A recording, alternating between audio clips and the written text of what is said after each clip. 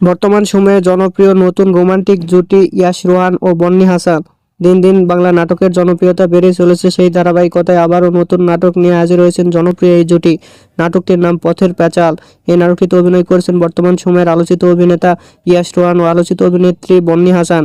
এই নাটকটি রচনা ও পরিচালনা করেন গিয়াসউদ্দিন সেলিম। নাটকটি খুব শীঘ্রই চরকিতে মুক্তি পাবে। আপনারা দেখতে চাইলে অবশ্যই 7 মে চরকিতে চোখ রাখুন এবং নিয়মিত নতুন নতুন নাটকের আপডেট পেতে হলে অবশ্যই চ্যানেলটিকে সাবস্ক্রাইব করে রাখুন। পরবর্তী ভিডিওর জন্য অপেক্ষা করুন।